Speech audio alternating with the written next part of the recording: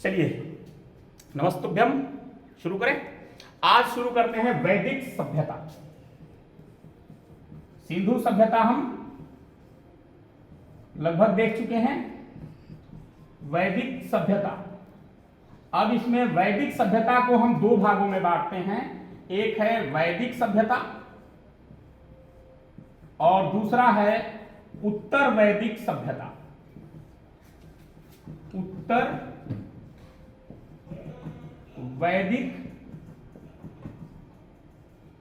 सभ्यता, इसका टाइम माना जाता है 1500 से 1000 ईसा पूर्व और इसका माना जाता है 1000 से 600 ईसा पूर्व। ये अब इसको समझ लीजिए।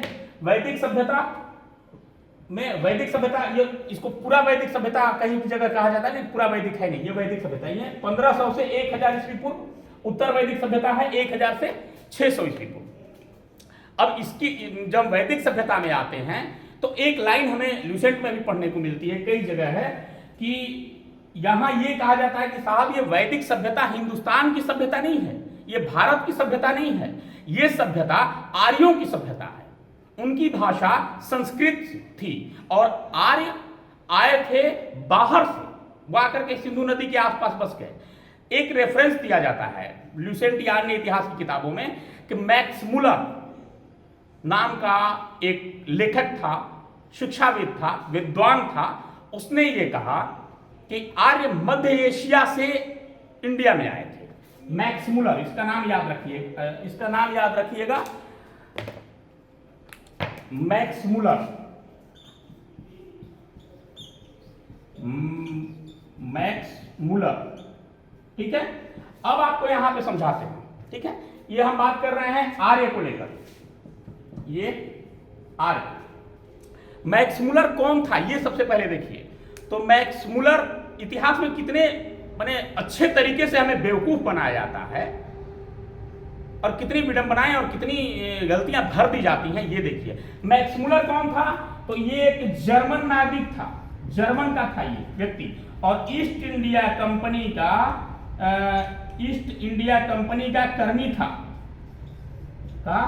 कर्मी था, ईस्ट इंडिया कंपनी का ये कर्मचारी था। अब आप सोचिए कि हिंदुस्तान गुलाम था उस वक्त। मैक्स मुलर ये कह, ईस्ट इंडिया कंपनी का गुलाम था और मैक्स मुलर ये कह रहा है कि साहब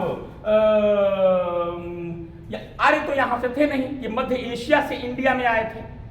अब यहां खुद से एक सवाल करिए। ये पढ़ने और पढ़ाने की सिर्फ बातें नहीं है, किताब में जो लिखी है वो अलग बात है, लेकिन कभी चिंतन करिए, मनन करिए, इन चीजों पर ध्यान रखिए। अब बताते हैं आप, कहा जाता है कि आर्य आए मध्य एशिया से, ठीक है। आपके इतिहास को, आपके कॉन्फिडेंस को कितने अच्छे तरीके से तोड़ा जाता है, सुनियोजित तरीके से, ये देखिए। वी ऑल आर इंडियंस, लेकिन हमें ही कह दिया जाता कि आप तो भारत से हैं नहीं साहब, आप तो बाहर से आए। ठीक वही कहानी है जैसे किसी लड़के को कह दिया जाए कि तुम अपने बाप के बेटे नहीं। सोचिए उस बच्चे पर क्या गुजरेगी। वही कहानी आपके साथ कथित इतिहासकारों ने दोहराया। एक लाइन और आती है, ये कहा जाता है, आर्य का तो हो गया कि मध्य एशिया से आए हैं, एक लाइन और कहा जाता है कि हिंद शब्द था ही नहीं। हिंद शब्द यूनानियों ने कहा। जब वो भारत आए तो सिंधु नदी के आसपास जो लोग थे वो सिंधु को स को ह कहने लगे, इसलिए उन्होंने हिंद कहा। ये बिल्कुल फैक्चुअल चेक करिए, ये गलत चीज है। सिंध वाले यूनान वाले ह बोलने लगे उल्टा, वो ह नहीं बोल पाते थे, स उनके भाषा में थी, हर बात के पीछे श लगाते थे वो। इसके पीछे कारण क्या बता, इसके पीछे मैं प्रमाण दे रहा हूं। उन्होंने नदी का नाम क्या बताया है? हाइडेस्पीस, हाइडेस्पीस नदी, झेलम नदी को, जहां पोरस और सिकंदर का युद्ध हुआ, उसको उन्होंने क्या कहा? हाइडेस्पीस। च छ ज झ नहीं बोल पाए, यानी श लगाते थे। वो एक महारानी थी, उनके साथ युद्ध हुआ था, उनका नाम उन्होंने प्यूफिश बताया है। इससे ये होता है कि नहीं, वो अपने शब्द में स का प्रयोग ज्यादा करते थे। और हमें क्या बताया गया, वो सिंधु ही नहीं बोल पाए। सिंध को उन्होंने हिंद कहा, इसलिए इसका नाम हिंदुस्तान पड़ गया, हिंदुस्तान पड़ गया। ये सरासर गलत है। अब आपको मैं इसका प्रमाण एक दे रहा हूं, कहीं आप सोचिएगा, पूरे विश्व का कौन सा ऐसा देश है जिसके नाम पर महासागर है, जिसके नाम पर एक विशाल पर्वत श्रृंखला है, वो भी हिमालय की तलहटी में, हिमालय के से जुड़ी हुई, सिर्फ और सिर्फ भारत है।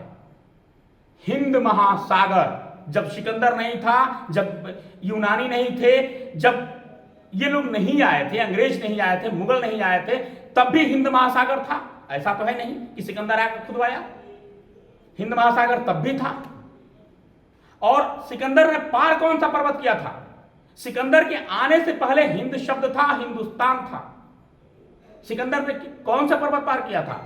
हिंदू कुश पर्वत, याद रखिएगा। हिंदू कुश यानी हिंद के ही नाम पर था। और हिंद महासागर, दुनिया का इकलौता देश है भारत, जिसके नाम पर सागर नहीं है, महासागर है।